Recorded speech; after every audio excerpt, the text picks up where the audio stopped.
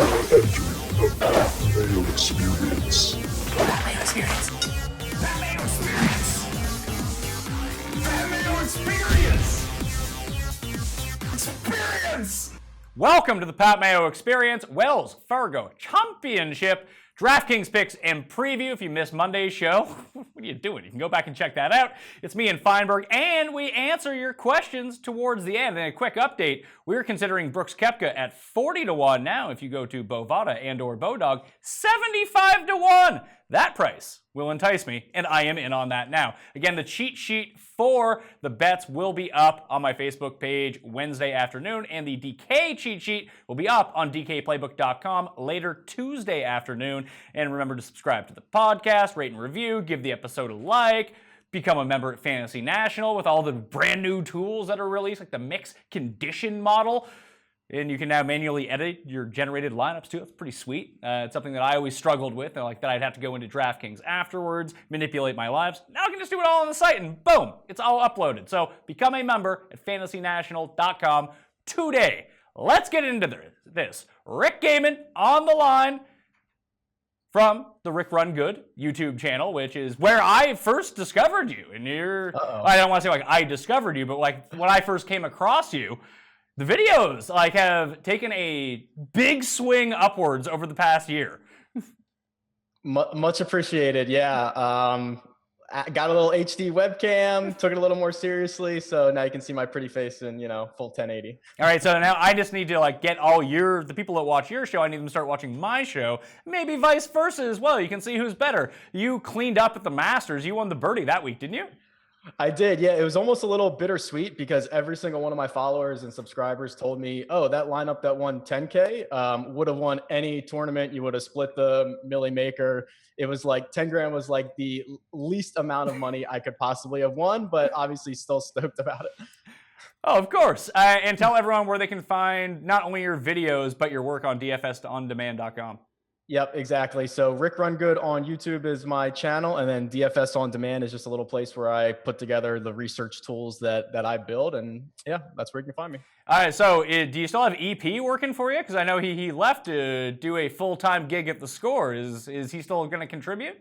He is not. So Eric is awesome. Gave him a glowing recommendation for the Score. Super stoked for him. But yeah, we're moving away from articles. I'm just going to try to pump out some more videos and update the tools. But yeah, Eric's awesome. Sad to see him go. All right, let's get into this Wells Fargo Championship.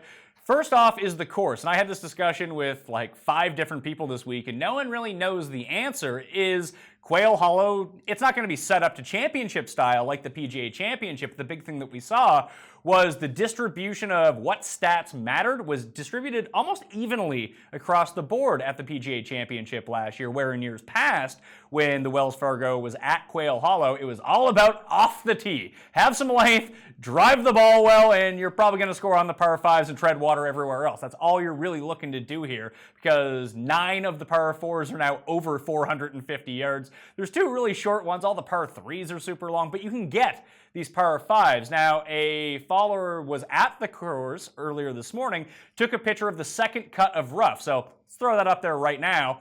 And you can see it comes up to like an inch on his cell phone. So it doesn't seem like it's going to be too detrimental if you fire it out of the short grass. So that leads me back, not necessarily towards the bombers, but those who really contribute off the tee in terms of their stroke gain. So whether it's someone like Rory, who's had he's won twice here, 6 top 10s and 8 starts, and we know that's where he generates most of his strokes gain. If he gets hot with the putter and irons, he's going to win by 20 strokes. And then you have someone like, let's say, like Ryan Moore or Adam Hadwin, who don't hit it very far off the tee, but gain a tremendous amount of strokes off the tee because of their accuracy and where they're able to place the ball. So what type of player and what type of course do you expect to see this week? Yeah, this is really interesting. First of all, I love that we're like crowdsourcing course conditions now. And listen, some guys out there. Why not use Twitter if we can? It's like, what a time to be alive, right? It's amazing. But yeah, so with the rough not being as penal as, it was for the PGA Championship last year, it kind of brings back some of those guys who, get it out there, poke it a bit, but, might spray it every once in a while. So I think I'm back on leaning towards some bombers. What I do is I run a regression model each week. Basically, I look back at the last 8 years of DraftKings performances, 8 years of PGA Tour stats, and I just run a regression model to see which PGA stats actually correlated. Now with this week, with the different conditions and the different course at Quail Hollow, it's a little bit different. So take it for what it's worth. But par five scoring pops up a ton. Strokes gained approach, of course, on there as well as the off the tee stats. And then anything with birdies, right, for DraftKings scoring, since it's such a massive boost to DraftKings scoring. So yeah, it's going to be interesting to see the guys who have actually seen the course in its current layout at the PGA Championship, if they'll fare better. But yeah, I can't wait to see how this plays out. Well, we saw a lot of guys, even like Chris Stroud and Kevin Kisner and Francesco Molinari. Now, Molinari actually gains a lot of strokes off the tee, so maybe he's a bad example of one of these shorter hitters because that is what he does well. But I find it hard to believe that we're going to see more of those guys. Even someone like Patrick Reed, who doesn't gain a ton of strokes off the tee and does masterful work around the greens and can putt really well. But even what I went back and looked at the past 6 years in terms of data, in terms of putting, one of the most difficult courses to putt on from inside 10 feet. Now, would that lead you more towards crappy putters? Because even when you look back at some of these past winners, bombers who can't putt, Lucas Glover, Derek Ernst, I'm throwing Rory into that category because maybe he was a bit better. He goes through streaks with his putter, but he's not on the whole a very good putter. So you've seen someone like Ricky win here before in his breakthrough triumph, but he's like the one guy who's really good at putting who's won here. So I find it really hard to really nail it down. I know it's going to, with me, here's how this week ends up. I end up taking all these guys who are great tee to green, who can't putt, and then I'm surprised that they don't make putts. Like that I know it happens every week, but it seems like this is going to be a really pronounced one for that. Yeah, I think you're right. And I think there's a couple of camps on this. I'm definitely in the camp of these difficult greens to putt on. It kind of levels the playing field a little bit, right? And it opens up a lot of opportunity. It creates a lot more variance. So in a sport where there's already a ton of variance, especially on the greens, this opens that up. That opens that range up a lot more. So I am willing to take some guys who are going to gain strokes, tee to green, and they might lose strokes on the green. I'm much more accepting of them this week because the greens appear to be so difficult. Well, if we roll that into the top three guys above $11,000, you have Rory, you have Justin Thomas, and then you have Ricky Fowler. Now, Ricky Fowler and Justin Thomas, both pretty good putters. And if we don't forget that Justin Thomas did win the PGA Championship at this course last season. Rory has 2 wins here, 6 top 10s in his past 8 starts at this course, and Ricky got his breakthrough win here, like I mentioned. So you can only afford one of these guys if you're constructing lineups. I'm gonna guess that the peoples, myself, yourself included, are just going to hammer Rory here. Yeah, I'm always a big Rory guy. I'll talk about him basically every single week, but this is really the opportunity for me to put my money where my mouth is and just absolutely bury him. You don't need to go through the course history, right? Like at Quail Hollow under the Wells Fargo Championship banner, a 4th place, a win, an 8th place in his last 3 starts, a fine showing at the PGA. He comes in great form. Like it's no knock against those other guys because I really do like JT. I think Fowler is going to be just fine. But when you're only looking at a $500 difference between Rory and JT, or $700 with Ricky and Rory, I'm willing to pay up to get what I think is the elite guy, the Vegas, odds on favorite to win this thing. I'm willing to pay that price. We know that he's probably going to be the highest owned of these top 3. Who do you think is the better pivot if you wanted to fade Rory? Do you think it would be Justin Thomas or Ricky? Because I'm inclined to believe it's Justin Thomas. Yeah, I'll actually take the alternate there. So I'll take Fowler. So what happens is with a Tiger week, in my opinion, we get a lot more casual fans coming into this. Tiger elicits a larger, player pool, but more casual fans coming in. What I think you're going to see is everyone kind of take Rory, but if you're not taking Rory, it's easy to look at JT and go, oh, he won the PGA Championship here last year. He's in great form. Not that Ricky isn't, but Ricky's been a little more volatile. I think it's very easy to look at those guys who are only $200 apart and be like, let's flip a coin. And I think JT gets a lot of those nods. I think Fowler is going to be the guy who comes up, maybe a little under-owned. See, I think of it the other way. I think because of the Tiger impact, where you're drawing in more casual fans, and Feinberg and I talked about this on Monday's show, is that People just don't know Justin Thomas. He can win as many majors as he wants. He's just super boring and no one likes him. Your casual fan, I feel like, will gravitate towards Ricky, and he's cheaper to begin with. Now, the Fantasy National projections in terms of ownership have Justin Thomas being higher right now. We'll see how that plays out over the course of Tuesday night into Wednesday morning when people finalize lineups. But I think that the sharper people might end up gravitating towards Justin Thomas because of that they think the public's just going to hammer Ricky, cheaper price, more well-known, and they might end up getting an ownership discount that we don't see on Justin Thomas. And by my custom model this week on FantasyNational.com, Justin Thomas, no matter really where you look at the date range, he's the number one guy who rates out in this field. Yeah, it's really wild. And Pat, I'll tell you what, if the casual fans don't know who Justin Thomas is yet, we're going to win a lot of money this week. I think we're in a good shape for DFS. Jason Day is the only other one who's above $10,000. He's at 10-2, so he's a significant discount from the top three guys. Do you think you need to have one of those top three guys in all your lineups, or could you theoretically start your lineup with Jason Day, or even drop down to Reed or Hideki or whatever to start your teams and just build a very balanced team that way? Yeah, so I don't think you need one of those top three guys, but I assume a lot of players will opt to grab one of those three guys. Jason Day is probably the golfer I will be most overweight on this week. He is always overlooked, right? It feels like maybe it's because he doesn't play enough tournaments. He's only got a handful of starts since like Pebble Beach. Always seems to go overlooked, and he's in this pricing where you are going to have to make that decision on whether to grab one of the big three or start your lineups with Jason Day. But if you're looking at this, and I kind of ran the stats back on it because I was thinking, man, like Jason Day always shows up on these tough courses, right? And Quail Hollow was obviously the most difficult course last year. That's going to be different this year, but I assume it's going to still be a pretty tough track. We'll see where it falls up on the rest of the schedule. But I just threw in like the 12 hardest courses that they played on the PGA Tour last year, and compared it to DraftKings scoring. Rory is number one. He's averaging like 80 DraftKings points over the last 4 years on those courses. And then it's Jason Day. So a guy who shows up on these big tournaments, on these very difficult golf courses, and is probably going to be overlooked because there's going to be such an opportunity to go grab one of the big three. Like, yeah, give me that guy. Well, and the big thing with Jason Day, I guess it works twofold. Jason Day is only ever popular the week after he wins when no one's on him. Then everyone wants to jump in. And except for that one stretch that he had when he won like 5 times in 7 starts, he doesn't generally perform all that well in the next start after he wins. So this is a good spot to get onto Jason Day. My problem is tee to green. He's been kind of crappy all year long. The putting has been there. He's 5th right now over the past 24 rounds in terms of strokes gained putting, and that has made him 4th in birdie or better percentages. So I think that his putting might be masking some of the deficiencies that he's seeing just getting to the green at this point.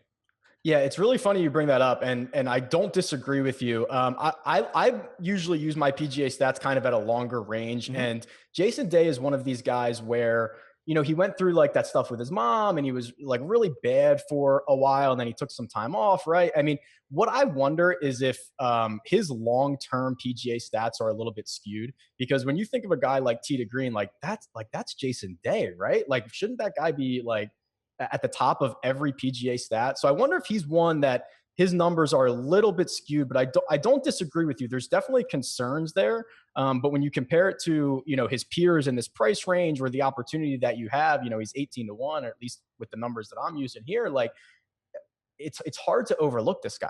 So when I ran the custom model that I have right now with the stats I want to generate, the more you go back in time, the better Day does. So he's not even in the past 12 rounds. In the past 24 rounds, he ranks 12th. You go to the past 50 rounds, Day is 6th. You go from 2012 to now and use all those stats from all those tournaments, he's number 1. Yeah. So you might have talked me into some Jason Day. If you start your teams with Jason Day, it gives you a lot of salary cap relief just to begin with, and you get access to that $9,000 level. And I'm having a tough time kind of picking and choosing who I want. I know I want Tommy Fleetwood, who comes in $100 less than Tiger. But even when you look at the very top, like you have Patrick Reed coming off winning the Masters. Then you have Hideki, who always plays well here. He's at 94. Phil is 92, also always plays really well here. Tiger's at 91 to suck up all that ownership. So I think for me, I would go Fleetwood first, probably then Hideki, then Phil. Am I crazy to think that Tiger and Patrick Reed are like the two guys that I don't want from this range? Yeah, I completely agree with you there. This is probably where, large GPPs will be won, this $9,000 range, because to your point, Pat, if you grab one of the top guys, going to be difficult to grab one of these $9,000 guys. I think you're absolutely right. You get the Tiger Woods effect where he shows up and sucks up a lot of the ownership. And as much as I love Tiger, if you go look at his DraftKings performances, like he's very, very dependent on finishing position. He hasn't been making enough birdies to mask a lot of the bogeys he's making. The DraftKings scoring system is so heavily dependent on making birdies. So you'll see where he finishes like 20th, but he's the 30th highest in DraftKings scoring. Like, as much as I love Tiger, it's just one of these situations where his playing situation is really not accounting for his DraftKings scoring. Phil is the opposite of that.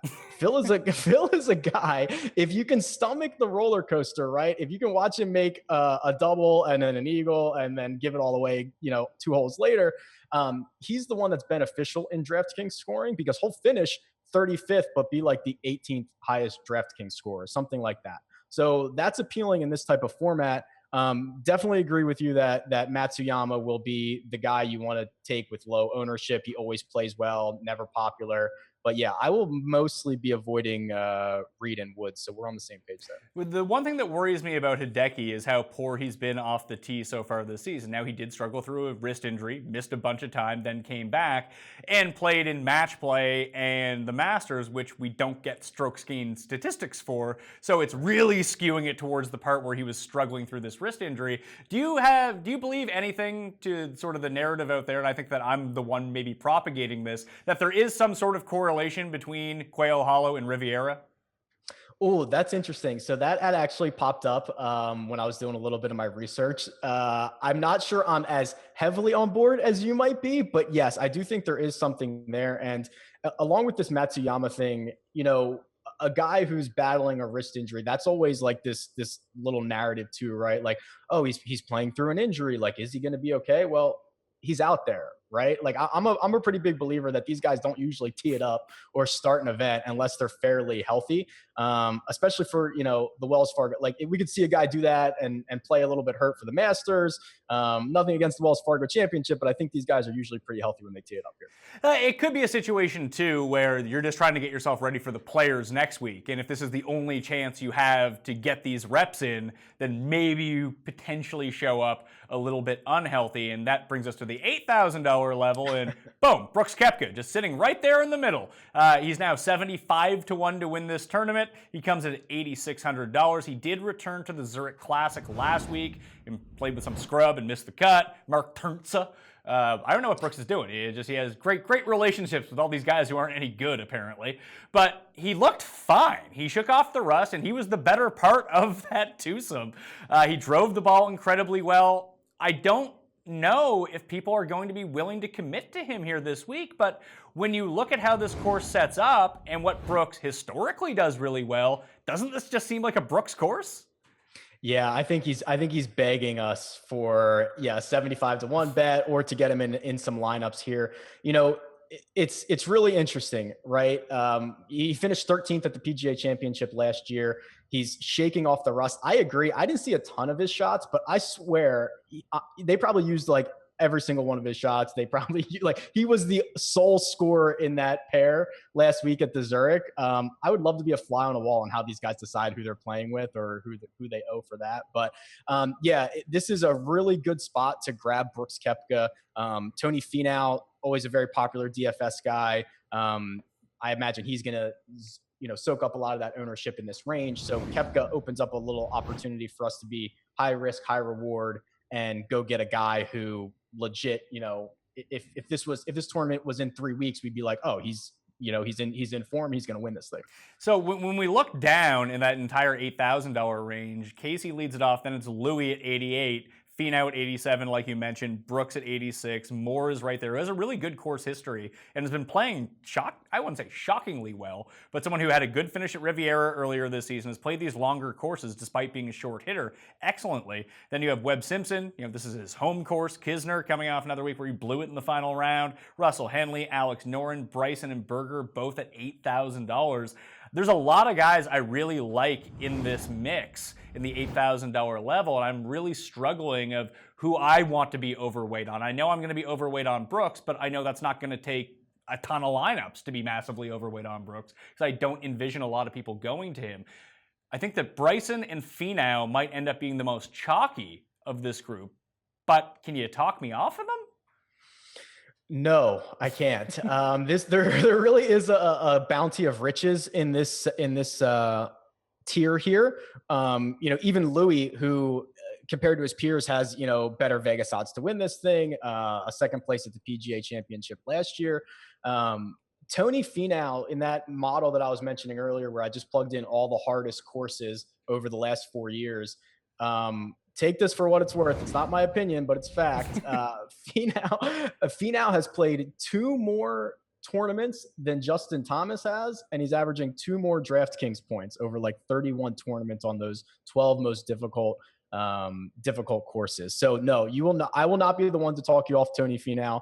And then Bryson, to your point, in DraftKings scoring, man, the dude makes so many birdies.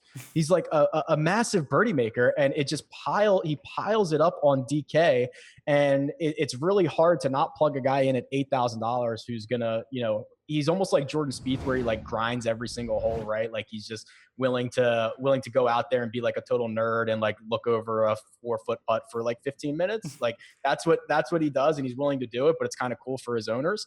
But yeah, in this range, like that, they're going to get heavy ownership there. I'll be pretty chalky. Ryan Moore, another one of these guys who, to your point, Pat, you don't have to probably have him in a lot of lineups to have twice the field. And then you've got like Alex Noren, right? So if it's a Tiger week and we get a bunch of casuals, isn't this guy like the 11th ranked player in the world? Like, I don't know what his current rank is, but I had him at 33-1, or Bovada had him at 33-1 when I pulled this, and he's sitting there at $8,100 with the rest of these schlubs. He's 50-1 right now. He moved up, I believe, on Bovada. Bet 365, he's still lingering around that 50 number, which it feels like, I think the popular consensus on Alex Noren is he had his shot and he whiffed. And now no one likes him anymore. But I think you're right, like finding the pivots in this area. So you can go one of 2 ways with this. One, in a sense, it's a good thing that there are so many good options in the $8,000 level, because as we discussed, most people are going to go above $11,000 to start their teams, which means they immediately either drop into this area or can only afford one, because they'll probably want to take a Tiger or someone in the $9,000 area. That if you have 3 or 4 options that are somewhat chalky, it's going to curb the high side of the ownership for everybody. So if you feel very strongly about someone in the $8,000 level, I don't think it's going to be hard to have too much of them, and you probably don't need as much as you think. But if we think about pivots in this region, I think it's pretty obvious. Like, no one's going to own Russell Henley, no one's going to own Kevin Kisner, no one's going to own Brooks. And if you think that, let's say we're wrong about how this course plays, that it doesn't benefit the Bombers, it doesn't benefit all these guys, maybe you go with the short hitting lineup and take Ryan Moore, Kevin Kisner, and Russell Henley, and no one's going to have that team. Yeah, I think this range has a lot of good options, but it's also a lot of obvious options, right? It's easy to play this section, right? You can go get chalk if you want to get chalk, depending on the format that you want, or you can go and be very contrarian, or as contrarian as you want to be. So it's a pretty straightforward section. There's a lot of options, but you can really kind of get whatever you want here. Whatever risk you're willing to take on, it's there. So the next level down, actually Berger at $8,000. Is he the pivot off of Bryson if you wanted to make it? Yeah, I think so. Just because guys who, it's so funny when players make lineups, right? You rarely get 2 guys with like the same exact salary or similar salaries. So you will see there's going to have to be a choice between Bryson and Berger. I imagine Berger is the pivot there, and he's not a bad one, right? Like, there's nothing that really pops off the charts at me, but We know he's good enough to win a big tournament. We know that he can show up and drop some DraftKings points on you. So yeah, I think he's a pretty decent pivot. Missed the cut at the PGA Championship last year, but was 17th at Wells Fargo at Quail Hollow 2 years ago and 28th the year before that. So it's not like he's a poor performer at this course over the years. 32nd at the Masters, 18th at Shell, 14th at WGC Mexico, 29th at Honda. I don't think he's playing as poorly as maybe some of the narrative around him. Yeah, that's probably true. He's one of these guys who's pretty, but the fact that he's an American, he garners a lot of attention. But he's not one of like those top tier Americans, right? He's not Patrick Reed, who has like this great Ryder Cup memory that we have. So it's almost like, oh, he should be playing better, or he's better than what his results dictate. Not necessarily true. He's a decent player. He's fine, and that's what he is. But I think people expect a lot more out of him. Yeah, so lately, just looking back at what he's done in those tournaments where he finished okay, at a driver course like Shell, he did gain 3.5 strokes off the tee. At a less than driver course in WGC Mexico, he was negative 2.5. So that's never great. It's been kind of crappy with the irons and the negatives, but he's making it up through putting. And he always does putt well on Bermuda. That's been established. Florida guy, even when you look at his track record, always on Bermuda. That's where he gains all of his strokes. And around the green, he's been very, very good. He's got the touch. So, do you focus much on around the green this week? Because I know it doesn't really contribute to birdies, and it's more of an overall result play, because if you're good around the green, you leave yourself with the 3-footer instead of the 11-footer, and then you're not making bogeys and you're still in the mix. Or you just say, you know what, I'll take the guy who's better with the irons, who's going to have the chance to maybe go birdie bogey, but I'll take that. Yeah, it's so interesting the way that you have to think about some of these stats, right? Is like, oh, this guy's really good around the greens because he's always missing the green, or is he just like really good around the greens? I kind of use it as a little bit of a tiebreaker, right? I'd prefer my guys are on the green instead of around it. Obviously, there's going to be plenty of play from around the greens, even for the best players in the world. But I don't really look at it as much unless we're at a course with really small greens, very difficult to hit, where it kind of levels the playing field a little bit. I'm not sure that this version of Quail Hollow fits that description. So I'll kind of just use it as a tiebreaker in this situation. The upper $7,000 level starts with Brian Harman and then drops into Duffner, Keegan, Hahn, Griot, Bud Colley, Byung-Hun An, Bill Haas, Patrick Rogers, who does have a second place finish here. He finished like 20 strokes behind Rory one year and tied with Webb Simpson. Chesson Hadley, Andrew Landry coming off a win, Sammy Burns, Uline, Ross Fisher. This whole range doesn't really do it for me. I think that people are going to get duped by Brian Harman because he won the Wells Fargo last year, and they'll just not realize it was at a different course. Those aren't really the guys that I want to take here. Now, I know the putter can get hot for Harman and just all of a sudden he can be awesome again. But, like, is it sad that the two guys that intrigue me most, and we'll talk about Griot in a second, but the other two are Keegan and Byung-Hun An? Yeah, that's pretty aggressive, Pat. I think that I will probably be one of the duped on Brian Harman. He's the de facto defending champion, right? Because it was the tournament, but not the course. But he did still show up and throw up a 13th at the PGA Championship, which was a little encouraging for me. I tend to be willing to take on a lot more risk, right? So Harman's kind of been all over the place. He had a top 5 at the WGC Mexico. He backed that up with like a 54th at the Arnold Palmer. Like, he's kind of just been all over. But like 2 months ago or 3 months ago, or whenever this was, like, Brian Harman was like a $10,000 player. And I hate to kind of revert back to that because we're doing this right now. It's a moment in time, but like, he's better than $7,900. Like, some of his peers here, like, nothing against Jason Duffner, nothing against James Hahn, nothing against Keegan Bradley, but like, Harman's better than all those guys. So to me, this pricing doesn't really pass the sniff test. Well, would he be another guy to throw onto that team? Let's say you want to take Justin Thomas, and then you had the Kisner, Henley, Ryan Moore. Do you just chuck Brian Harman on too? Yeah, exactly. I think it's one of these guys where it's definitely high risk, high reward. You're buying maybe a little bit more on reputation in the hopes that he can have everything click. Because if you wait for him to figure it out, Pat, like, it's going to be too late. It's one of these situations where you kind of have to fire a few bullets in hopes that something clicks and everything gets going before he wins, and then everyone gets back on. The model doesn't hate him. Right now, over the past 24 rounds, he is 34th in terms of power rankings. The strokes gained putting is obviously what always carries him. And if he can just have a good ball striking week, he can very much be in the mix. The around the green game hasn't been all that good, but like we talked about, you don't really want guys to have to utilize their short game all that much. But this course is really long, and I know he had the decent performance last year at the PGA Championship, but that did seem conducive to shorter hitters as opposed to how this course has played in the past. That would be my only worry. But would you do anything like stack a few lineups with different skill sets instead of like an AM, PM weather draw, something like that, but just go with a few lineups worth of shorter hitters and then go with the Bombers lineup? Yeah, I don't mind that. It's a strategy that I've taken in the past where, yeah, you just load up on, whether it's second shot players or guys who just make a ton of birdies, and that's always the fun one, Pat, where you're like, wow, these are all terrible players, but they make a ton of birdies, and you have to watch them on like the Twitter, like the PGA bogeys, where it's just like double bogey every other hole. But yeah, I don't mind taking a skill set, especially if you have a reason to believe that skill set is viable this week, right? To do it just to do it is one thing, but if you have a relevant stat or a few stats that you think are going to be in play this week, I'm all for loading up on it. I think this is a decent spot to pivot too, because there seem to be three guys really garnering ownership: Ann, Griot, and Chesson Hadley, who, if he's not hitting greens, he's going to shoot like 87 over. So I'd watch out for Chesson Hadley. You better hope the ball striking is on point for him this week. And that leaves us to some of the other guys, like, again, if you want to fill out your can't drive the ball off the tee, does everything pretty well, Bill Haas is projected for under 1.5% ownership. He's in there. Andrew Landry, no one cares about because he finally won, but he's someone you could turn to. I just like Keegan's ownership. Jason Deffner right now, I projected at 3%. Hahn, who's won this event before, is sub 5%. We know that ball striking wise, Jimmy Hahn is pretty good. So is this a range where you think you can avoid the chalk? So let's say it's Griot. Would you avoid Griot?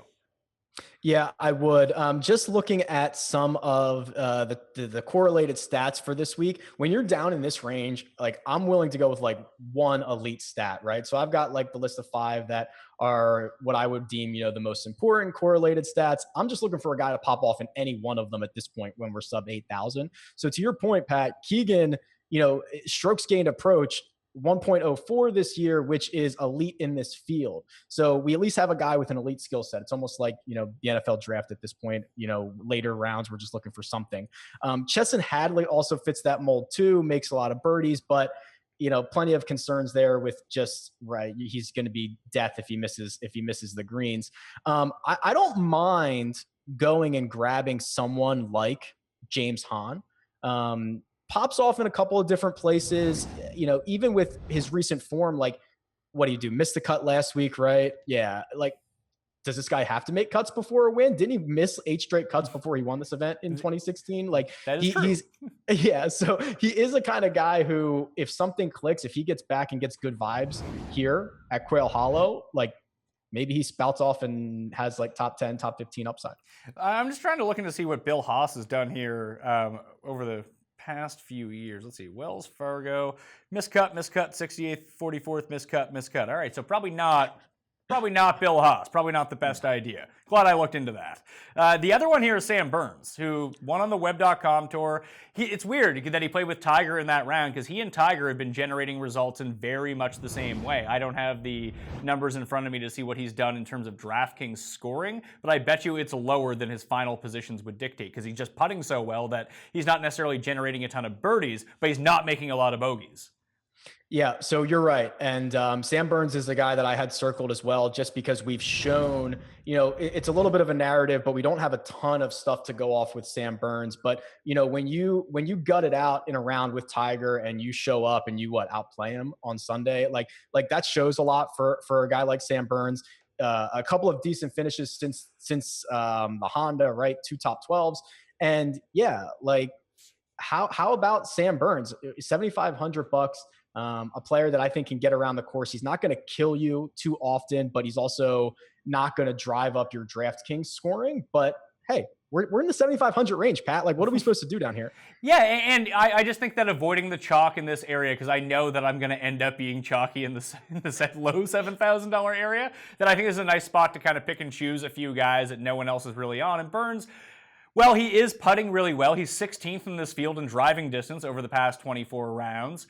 He ends up stacking up inside the top 10 in par fours from 400 to 500 yards. And again, some of that is reliant on putting, but the driving distance isn't. So if he can be above average again in that number, I think that he has a chance to compete here. We've seen it enough times, and people are past Sammy Burns. They're on to Joaquin Neiman and Trey Mullenix and all these guys now, but we'll get to them in a second. In the lower $7,000 area, $75,000 or $7,500 and below, guess who's the first name on that list, Rick? Luke List. Luke, the first name? Yeah, Luke List. Luke List, $7,400. I keep describing he's the new Paul Casey. Stat models love Luke List. Tee to green, he's absolutely lights out. Over his past 24 rounds, here's how Luke List ranks in some of these stats. Tee to green, first. Ball striking, first. Off the tee, first. Birdies are better, 10th.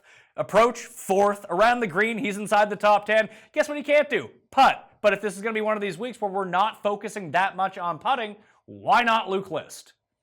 Yeah, it's so funny you talk about Luke List in a model, because if anyone actually builds their own model out there and uses stats like this, Luke List has popped up as a top play every week for like the last 2 years. And it's just like, oh, that's noise. Luke List is always noise. It might as well be his nickname, right? I just always disregard it. But now you're looking at this and, recently he's played a lot better, or at least in terms of finishing position, right? Maybe that's what we're using here because his stats are essentially the same. But you have a guy who I think what is most interesting is he was the chalk of the chalk, right? Like last time he teed it up, misses the cut. You get a ton of jaded owners when that happens. Whether it's the NBA and Anthony Davis gets hurt and they're like, I'm never playing Anthony Davis again. Or it's golf and the chalk misses the cut and you're like, I'm never playing that guy again. Well, like what does that do to his ownership? And he's what, $3,000, $2,500 cheaper than he was the last time he teed it up. He's 50-1, which is better than his peers. Like, what do we think his ownership's going to be? It's really difficult to say because I can't really say what the public is going to do on him. I know on Fantasy National, with the users that use the site and are building early lineups in terms of favoriting players, he's the most favorited player of the week. No. And he's one of my favorite players. Like, I'm not turning away from Luke List. And you hit it right on the head when you said, yeah, jaded owners, they suffered a chalk bomb. Everyone hyped up Luke List. His odds got up crazy. He was $10,000 at a course that was tailor-made for him. And he sucked, and he missed the cut. And I think that people will hold a grudge. I was getting tweets, I'll never use Luke List again. Like, what are you talking about? I think he has been the most profitable DraftKings player so far this season. Based on what he's done every week and what his salary is, he's been awesome. Yeah, that's probably true. And I always kind of giggle at those tweets too. Like, oh, if you're not playing him, I'm always like, oh, mental note, I'm just going to like pound that guy this week. Yeah, it's a little bit, you have to forgive and forget and have a short memory out here, but I don't disagree with you. I was kind of hoping we would get him at a lower ownership. Maybe the Fantasy National players, maybe they're a little bit, sharper than the general public, or I assume they're definitely sharper than the general public. So I wonder what that's going to shake out to end up being. Yeah. So right now, like the projection has him at like 18%. I would guess that's probably around 11. Yeah, that's probably safe. You're going to have to take a couple off of that. So listen, at 11%, I can be massively overweight to the field, probably have him like 20, 25% and be on my way. My one concern about Luke List, and I brought this up as the only case I could really make against him going into Valero, was where has he really popped this year? He's popped at these small green courses that are less than driver. He did really well at Honda, and he did really, really well at Heritage. He had top 3 in both those events. So if he ends up playing Colonial, that might be the spot where he actually wins. Yeah, that's actually not a bad observation that you have there, because you look at Luke List and you're like, oh, this dude can absolutely murder a golf ball. But then you look at the results and it's like, oh, maybe he should never hit driver. Maybe he should just hit like 3-iron off the tee everywhere. So yeah, I agree. It's one of those situations where we're down here. There's going to be players who have concerns. That's the Luke List concern. But man, looking at the rest of it, you're going to have to pry my mouse away for me not to be overweight on Luke List. So the rest of this sub $7,500 range, you got Francesco, who was second at the PGA Championship at this course last week. It has a minor Ander curse on him, solely because he was Tim's second pick this week. If he had to make 2 picks, Molinari would be one of them. Ty Hatton, Adam Hadwin, Xander Schauffele, Gary Woodland, Bo Hostler, Ollie Schneiderjans, Martin Keimer. They're all $7,400. And like, I bet Xander Schauffele because he was 100-1 for some reason, and Bo Hostler is now 80, which just throws my mind for a loop. I don't quite understand that, but like, I kind of like Hadwin, another guy who's sneaky good at Riviera too. Yeah, and another guy who very under the radar has piled up top 25s, right? Like I don't have my the Zurich or the match play in front of me. I don't even know if he played either of them, but 24th at the Masters, 12th at the Valspar, 9th at the WGC Mexico, 6th at the Genesis. Like those are the last 4 times he's teed it up, like 4 straight top 25s. A guy that we've seen putt really well at times in the past. Like I don't mind that at all, Pat.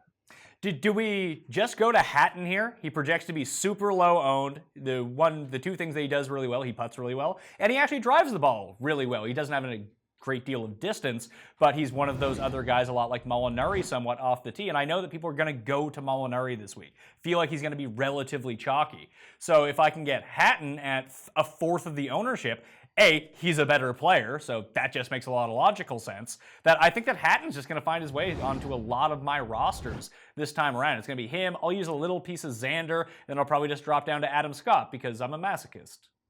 Yep. No, that's exactly right. In my opinion, it'll be Hatton is the pivot. I don't think Molinari is going to get $1 of mine this week. And then Adam Scott, right? So when we're looking for elite stats here, second shot courses, strokes gained approach, Adam Scott is that type of player. He pops off the model there. And then what you're really looking for is, again, Adam Scott at $7,300 is a better player than that. It's one of these situations where he's going through this swing change. If it all starts to click for him at some point, he's going to be that Adam Scott of old. He's got to figure out the putter and stuff like that. But I think there's plenty of reason to like him, even through all of these concerns, 16th at the Valspar, 13th at the Honda. And then at Quail Hollow in 2016, he finished 17th here. So again, they're not popping off the board. They're not top 5s. They're not top 10s, but it's $7,300. I think we can do a lot worse in this section. Well, one of the good things about having guys like Hadwin and Xander and Adam Scott down in this range at this price is they don't need to win anymore.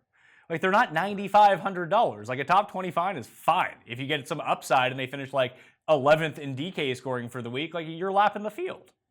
Yeah, that's exactly right. And these are the type of guys who go out and they're your first round leader. And then you watch your currently winning number just drop and drop and drop as they finish like T12, which you would have taken before the week, right, Pat? Like I would have just taken that before the week. You didn't have to like be the first round leader and then drop out of it.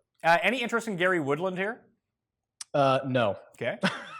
That's it. I like when people make it easy for me because I was kind of like, I don't really have a feel for this. I hate when because you can't, and people always ask me, well, what about this guy? What about this guy? It's like, I don't have an opinion on everyone. Like some guys are just like, eh.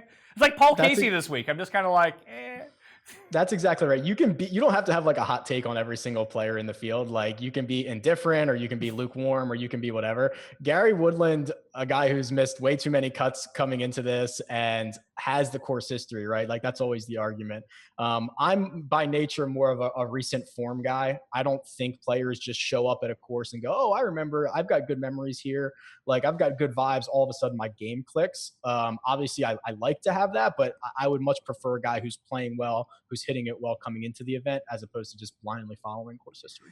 So the only other 4 guys from down in this range that I think are going to draw my interest, one is Kevin Streelman at $7,200, scores really well on long par 4s, really good off the tee despite not being a bomber, playing pretty well this year too. Let's not just overlook him. So I like Kevin Streelman at that price at $7,200. Jamie Lovemark just rates out really well. He's sort of like the minor league Luke List of stat models.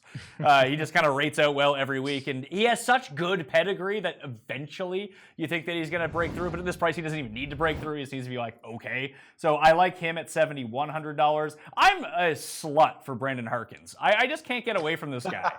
Like I bet him to win at 350 to 1 because I don't want to miss out. I got a top 5 on him, and I'll probably use a bit of him at $7,000. And when it comes to Harkins, a really good ball striker, really good driving distance, and if you can get yourself to the green and get on the greens, maybe you get a hot putting week and boom, you're good. The one I can't wrap my mind around, Dylan Fratelli.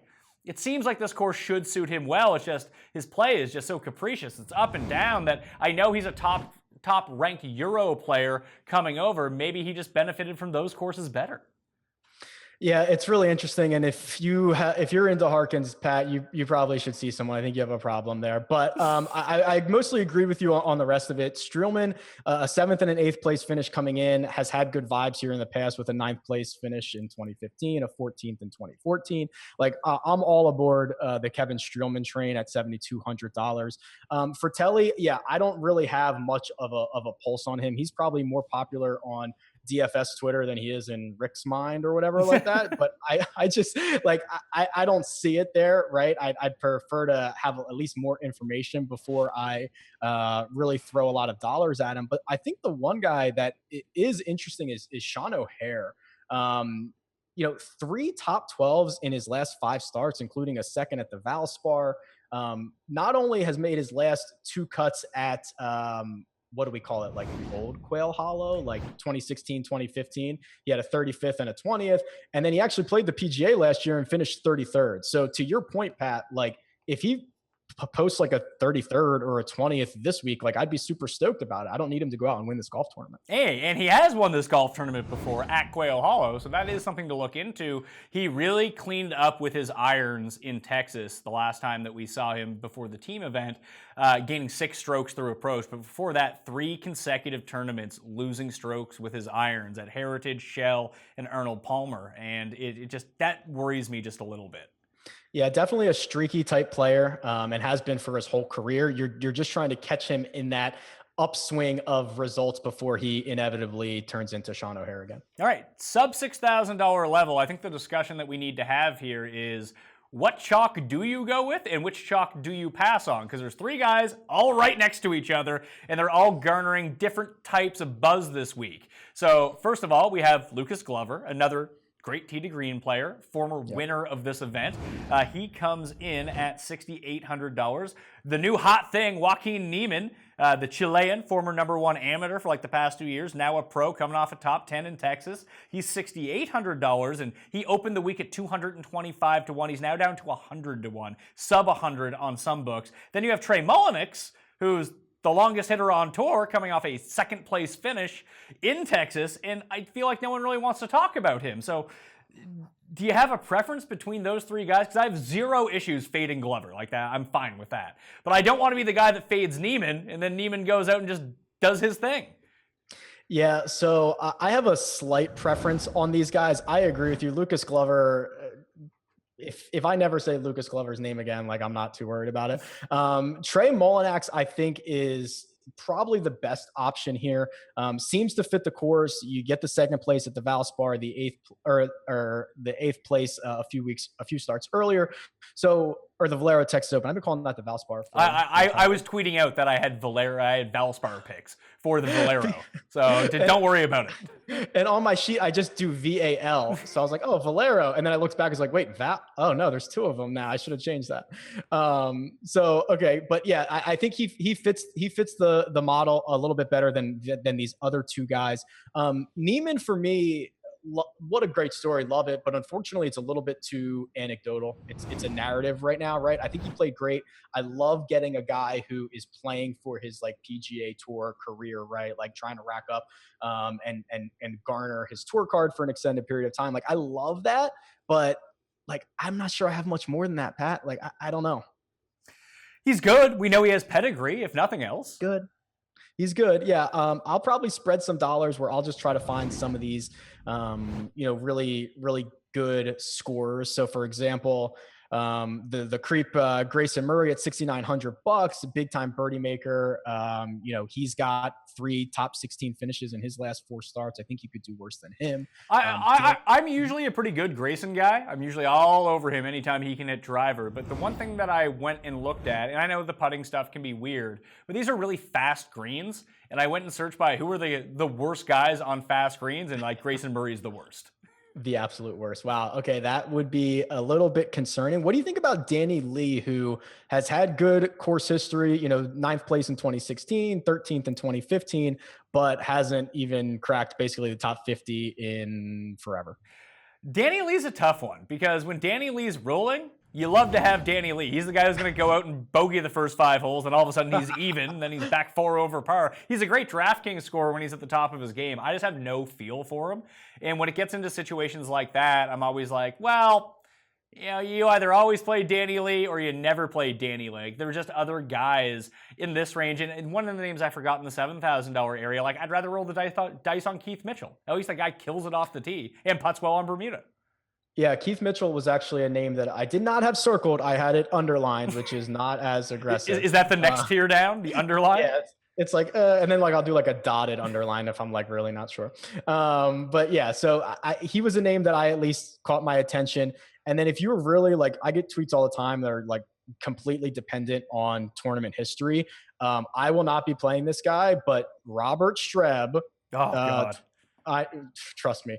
24th in 2017, 28th, 4th place, 23rd, and a 22nd at the PGA. So it's all there. It's all green on my sheet. Also has missed 1, 2, 3, 4, 5, 6, at least 7 straight cuts as far back as my sheet goes. and he's not playing in the Masters and the match play and shit like that. He's playing in the worst tournaments and missing the cut.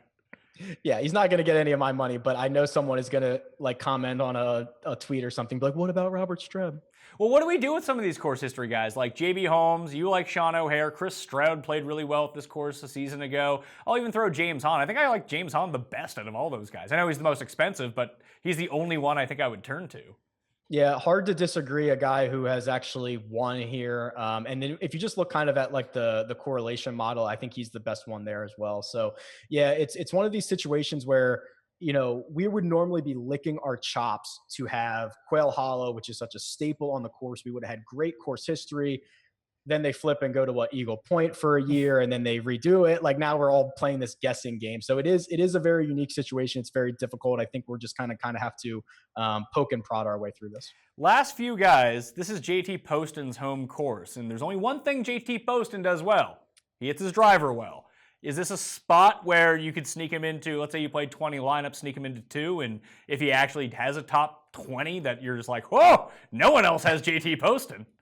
Yeah, I was going to say, because 2 lineups that would be your 10% exposure. That'll give you 10 times the field? That could be 20 times the field for all we know where he ends up coming in. Because there's him and the other one's just Scott Stallings. Why is he $6,500? Yeah, that one actually had me scratching my head a bit too. It's one of these situations where I don't know who's in charge of the DraftKings pricing, but I think that's a mistake. The JT one is pretty good, especially because he's not just a home course guy. He doesn't tee it up too often, but a 30th at the Valero Texas Open, a 19th at that Corrales event, which was the alternate field event. But yeah, I think you could do much worse. And you're right, 1, 2 lineups, you're way heavy on the field. Well, and when it pertains to Stallings, the reason that he's priced so low is because he's missed 5 of 6 cuts every time that he's played. Is that bad, Pat? Listen, I don't know. That one year where he came 78th and top-notch week from him. But he putts so much better on POA than he does on any other surface. He's a positive putter on POA and a negative putter on Bent and Bermuda. However, these aren't pure Bermuda greens. They're overseeded with POA. And if we do take the Riviera corollary, if that's a real thing, Scott Stallings tends to play pretty well, A, on the West Coast, and B, at Riviera. So, and also at Torrey Pines, where he's actually won and lost in a playoff before. But it just seems really low. I'm going to take a shot on Stallings, not that I have any faith in it, but it just seems like he's better than what this price is. Yeah, you're probably right. And it's one of those situations where, you're throwing darts down here in the mid to high 6,000s. Yeah, he makes the cut. Are you happy? He top 40, 30.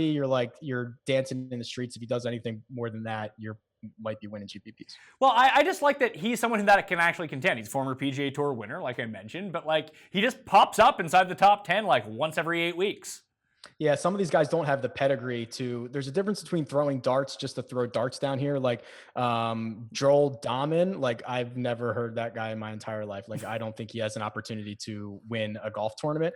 Scott Stallings does at least have the pedigree to pop off on some of these leaderboards. Can anyone convince you on Harold Varner III this week, or has that ship sailed? No, that was cool for a while just because he was like a cool guy, right? And he was like doing interviews on PGA Tour Live and everyone was loving him. Like Smiley Kaufman the same way, right? Like we were all doing the Smiley thing and we were like, oh, he's best friends with all these great players. Maybe that'll like wear off on him. But no, it didn't. So yeah, that ship has sailed. Smiley did win a tournament. So he still has his status for another year, I think. As much as I love Bodo has also won a golf tournament. He's won 2. I would not roster him on a weekly basis. Hey, I just like to bet him at 1,000 to 1. Put like $2 on him at 1,000 to 1. Be like, hey, if he hits, Bodo time. Dude, I just love the guy. I hope he comes back. I hope he can figure it out and come back and just kill it on the PGA Tour. He's awesome. We don't deserve him. In 2 starts at Quail Hollow, Harold Varner III does have one 24th place finish. Now, he's playing a lot better at the time, too. So you probably have to factor that in. But I think he is a North Carolina guy. Yeah, it's interesting. I will rely more on his 3 straight missed cuts and no better than a 45th in any of like the last 12 weeks. So no thanks, Pat. All right, that's a pretty convincing argument. All right, so that'll do it on the Pat Mayo experience. I did want to ask you, who do you think the 3 highest owned guys of the week are going to be? Oh, I'm so bad at this, but let's do it. Okay, I'm absolutely terrible at ownership. It's got to be Rory. Yeah, right? I would say Rory would be number 1. And then when you come down here, I guess because you could probably also get like Tiger, maybe a Rory Tiger situation. And then I bet you it's Finau. Yeah, Finau's going to be super high. Bryson maybe? Bryson would be good. I bet, and Harman. I don't know how high he'll be, but if you're just like checking the box for past champion, defending champ at $7,900, I bet you he gets a lot of ownership. Yeah. Do you think people will be savvy to the fact that it wasn't this course? I doubt it. That's probably fair. From that lower end, who do you think goes higher in ownership, Glover or Neiman? Because I think it's going to be Neiman. But then I worry that just if you have the Tiger effect come in and you have these people that also don't know that Brian Herman won this tournament but didn't win at this course, are they going to have a flying fuck who knows who Joaquin Neiman is?